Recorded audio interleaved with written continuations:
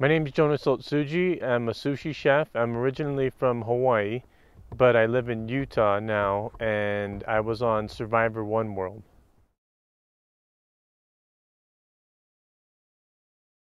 I love this season. Two of my all-time favorite players, uh, Special Agent Philip Shepard, um, and John Cochran. I mean, how can you not love those two? They've made it so interesting up to this point.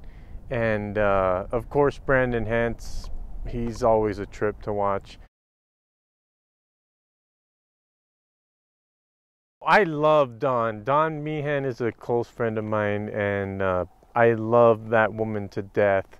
Not in a weird way, but you know, she's married, I'm married, but I love that woman. She is just unbelievably kind. Um, I would let her adopt my kids, no joke. She is that nice of a person. Strategically, I think she's brilliant. Uh, she's very genuine. I think, you know, she wears her heart on her sleeve kind of person. She's not afraid to, um, you know, speak her mind. I think physically she's very underestimated. If you saw on her season, she actually won over Brandon Hance in that challenge where they were carrying the weights on their shoulders.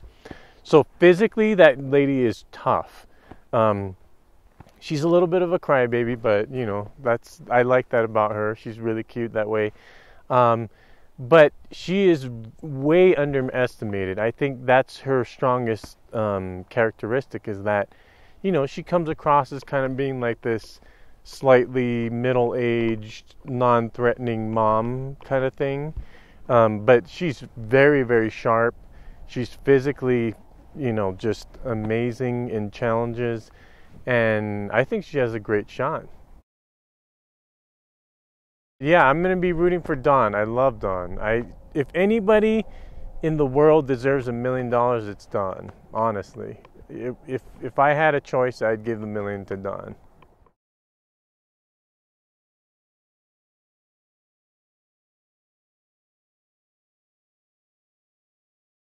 Well, actually, at the merge, they passed around a big bottle of champagne, and it got to me, and I offered my sip to anybody who wanted it because I don't drink.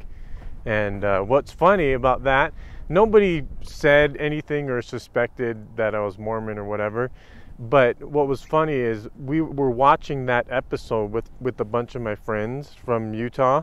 And when I passed the champagne to the other contestants, everybody that was watching was like, they erupted in this like big cheer, like, "Yay, Jonas!" One thing that was a little controversial was I dropped a few F-bombs and other bombs of the like. It was basically when Tarzan, I found out that Tarzan blew our whole plan, and it cost me $1 million. And anyway, I said a few choice words, and my mom called me the next day, and she said, "Son, I wish you wouldn't say those things on TV."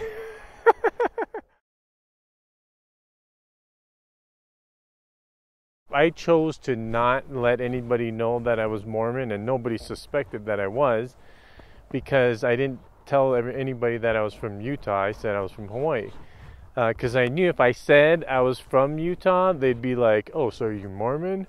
So I avoided that completely, just based on the way that I saw people use religion against other contestants. For example, like Nalia from Marquesas. They used that whole Mormon thing against her in the end. And I told the producers that I did not want to get Nalia'd. I think the fact that I'm Asian too, it kind of takes people back. Sometimes they're like, "Wait, you're Mormon? You don't look Mormon."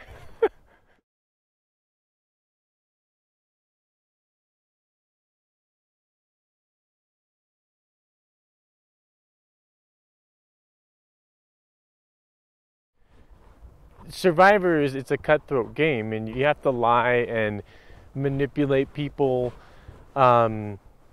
which I really didn't have a problem with because I saw it as a game. But some people are morally conflicted by that whole thing. The analogy that I would give to anybody that has moral issues with lying on Survivor or whatever is, it wouldn't be a great strategy for me to go into a poker game and just tell the truth and say, hey, by the way, I got 2 aces. I did lie. I told a lot of things that weren't true, but the game is set up that way. So, to give you an example, it'd be like me joining a football team and I know that I'm going to get tackled. That's part of the game. And when you go on Survivor, you know that people are going to lie to you. That's part of the game. So I didn't have any issue with anybody lying to me or me lying to anybody because it's all part of the game. In talking to everybody that I know that's played Survivor more than once, I think if they didn't win, it only makes sense to do something else. And I think Dawn's doing that. I think she's doing it brilliantly.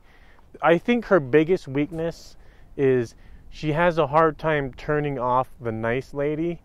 And that's just because she's a great person, you know. But I think she's overcoming that. But, you know, like on the last episode, she had a little meltdown because Brandon was being mean to her. That's Dawn, you know, that's why I love Dawn. But, you know, I think that's going to be the biggest challenge for her is just overcoming all those years of programming, being, you know, Miss Nice Dawn. And she just needs to get out there and say, you know what, Brandon, screw you. You know what I mean? Like, I'm going to win this game. And so, but I think she has a great shot.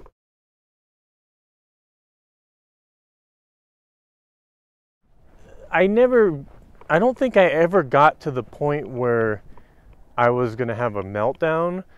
To prepare myself before I even went on the show, I watched a lot of videos on like the Navy SEALs and on mental toughness and lack of sleep and how to survive. I read up a lot on that.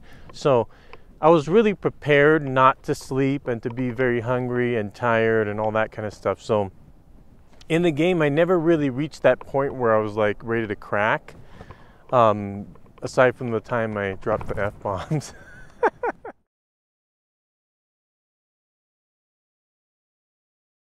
So since Survivor, I've been really busy. I'm working on a pilot video for a TV show, and I'm also fixing up houses and selling them and teaching sushi and all kinds of crazy stuff going on. If you want to find out what's going on in my life, you can follow me on Facebook, Jonas Otsuji, and send me a friend request. And if you're not weird, I might accept it. I'm also on Twitter at Sushi Surfer. And my website is sushisurfer.com.